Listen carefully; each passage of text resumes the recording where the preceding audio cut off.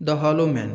آج کی اس نظم میں ٹی ایس ایلیٹ انسانیت کے کھوکھلے پن پر بات کرتا ہے۔ کہتا ہے انسان زندہ تو ہے، سانس بھی لے رہا ہے، لیکن اندر سے مر چکا ہے۔ اس دنیا میں انسان بڑھتے جا رہے ہیں لیکن ہیومینٹی کم ہوتی جا رہی ہے۔ آج کا انسان بے جان چیزوں کی طرح ایک سہارے پر لگا ہے۔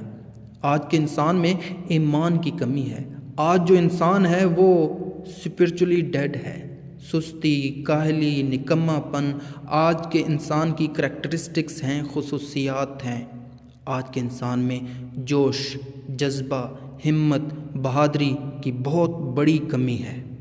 مزید کیا کہتا ہے شاعر اس نظم میں وہ ہم پڑھیں گے۔ اس سے پہلے اگر آپ اس چینل کو سبسکرائب کر دیجیے گا، لائک کر دیجیے گا، اور ٹی ایس ایلیٹ کی بائیوگرافی بھی آپ کو اس چینل کی پلے لسٹ میں مل جائیں گی۔ باقی رائٹرز کی بھی بائیوگرافی اس چینل پہ رکھی ہوئی ہے۔ تو پہلی لائن ہے وی آر دا ہالو مین، ہم کھوکھلے آدمی ہیں۔ وی آر دا اسٹف مین، ہمیں بھوسا بھرا پڑا ہے، ہم اسٹف ہو چکے ہیں۔ لیننگ ٹوگیدر، ایک دوسرے کے سہارے اکٹھا ہیں، ایک دوسرے کے سہارے چل رہے ہیں۔ ہیڈ پیس مطلب دماغ، برین، فلڈ بھرا ہوا ہے، وتھ اسٹرا، بھوسے سے، الاس افسوس ہے، ہمارے دماغ بھوسے سے بھرے ہوئے ہیں، ہائے افسوس ہے مجھے، شاعر یہاں پہ یہ کہہ رہا ہے۔ اب ان لائنز میں شاعر کیا کہہ رہا ہے میں آپ کو بتا دیتا ہوں۔ شاعر کہتا ہے کہ میں نے اس ماڈرن دور کے چند لوگوں کو بات کرتے ہوئے دیکھا۔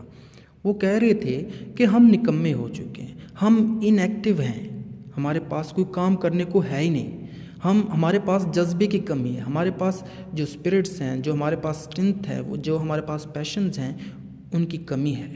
ہم کھوکھلے ہو چکے ہیں، ہم تو مدد کے لیے بھی دوسرے آدمی پر ڈپینڈ کر رہے ہیں۔ ہمارے مائنڈ جو ہے وہ امپٹی ہو چکے ہیں، ہم میں انٹلیکچویلٹی ختم ہو گئی ہے، دانش مندی، عقل ختم ہو گیا ہے، ہمارے مائنڈ میں تنکے بھرے پڑے ہیں۔ اور وہ اس حالت پر پوئٹ کہہ رہا ہے کہ لیمٹ کر رہے ہیں، ماتم کر رہے ہیں، وہ اس حالت پہ ان کا پچھتاوا ہے۔ نیکسٹ لائن میں our dried voices، ہماری کھوکھلی آوازیں، یہاں سے یہ مراد ہے کہ ہماری آوازوں میں اب وہ جو جذبہ، وہ طاقت، وہ ہمت نہیں رہی، ہمارے سٹینڈ نہیں رہے۔ when جب we whisper together، جب ہم ایک دوسرے سے بات کرتے تھے، جب ہم ایک دوسرے سے کھلم بات کرتے تھے، اب ہم یہ نہیں کرتے، اب ہم خاموش رہتے ہیں۔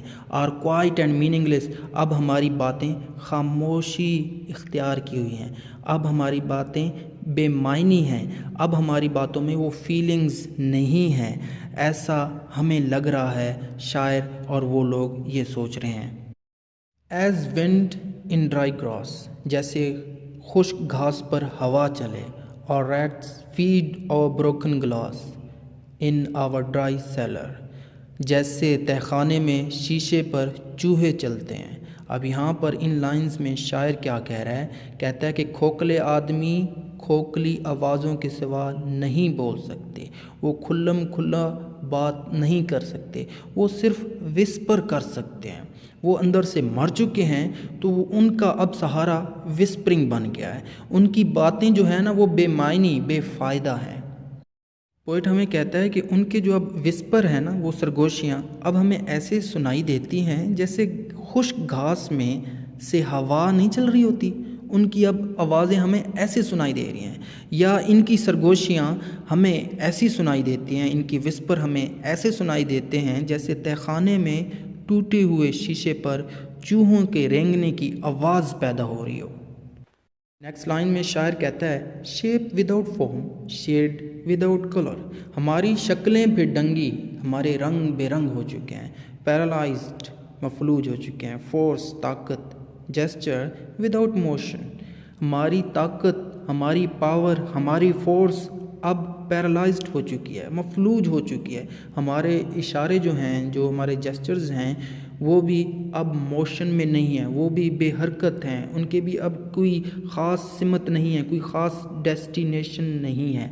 ان لائن میں شاعر کیا کہہ رہا ہے کہ کھوکھلے آدمیوں کی شکلیں جو ہوتی ہیں وہ بے شکل ہو جاتی ہیں، ان کی کوئی شکل، کوئی فارم نہیں رہتی، وہ جسمانی اور اسپرچولی طور پر بگڑ جاتے ہیں، وہ ڈیڈ ہو جاتے ہیں، ان کے کام میں وہ جوش نہیں ہوتا، وہ طاقت سے، وہ پاور سے، وہ فورس سے بغیر چل رہے ہوتے ہیں، ان کے پاس وہ طاقت نہیں ہوتی وہ کام کرنے کی، وہ مفلوج ہو چکے ہوتے ہیں، وہ پیرالائزڈ ہو چکے ہوتے ہیں، وہ کچھ کرنے کا دکھاوا کرتے ہیں بس، لیکن ان کی حرکات کیا ہیں، وہ ڈس ایڈوانٹیج رکھتی ہیں، وہ بے فائدہ رکھتی ہیں، وہ بے فائدہ ہی ہوتی ہیں، وہ حقیقی جوش جو ہوتا ہے نا اس سے عاری ہوتے ہیں، وہ جوش نہیں دکھا پاتے، وہ جوش جو دکھاتے ہیں وہ دکھاوے کا ہوتا ہے۔ اب نیکسٹ لائن پڑھنے سے پہلے میں ان لائنز کا آپ کو ایک سکیچ بنا دیتا ہوں تاکہ آپ جب میں پڑھوں تو آپ کو پتہ چل جائے کہ میں کیا پڑھ رہا ہوں۔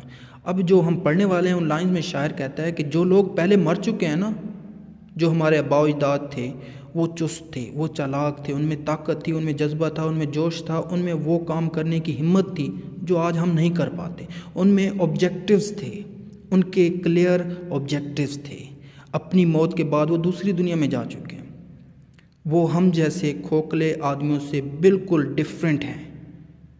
اب لائنز میں کیا کہتا ہے ان جو ہم پڑھنے والے ہیں، کہتا ہے دوز ہو ہیو کراسڈ، وہ جو لوگ پہلے مر چکے ہیں، with direct eyes to death other kingdom, جو موت کی آنکھوں میں آنکھیں ڈال سکتے تھے، اب وہ موت کی وادی میں قدم رکھ چکے ہیں، یعنی مر چکے ہیں۔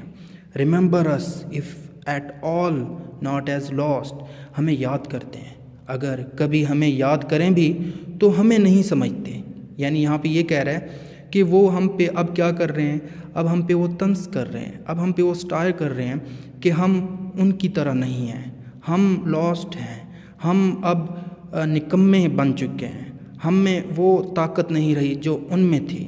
وائلنٹ سولز بٹ اونلی، ان کی روحیں جو مر چکے ہیں بہادر تھیں، لیکن وہ جو مر چکے ہیں ہمیں کیا سمجھتے ہیں، ایز دا ہالو مین، ہمیں کھوکھلے آدمی سمجھتے ہیں، دا اسٹفڈ مین، ایسے آدمی سمجھتے ہیں جو بھوسے سے بھرے پڑے ہیں، جو کسی کام کے نہیں ہیں، جو نکمے ہیں، جو کھوکھلے ہیں، جو بنا آبجیکٹیوز کے ہیں، جو بنا مقاصد کے چل پھر رہے ہیں، جن میں اب کام کرنے کی طاقت نہیں رہی، جو اب دکھاوا کرتے ہیں۔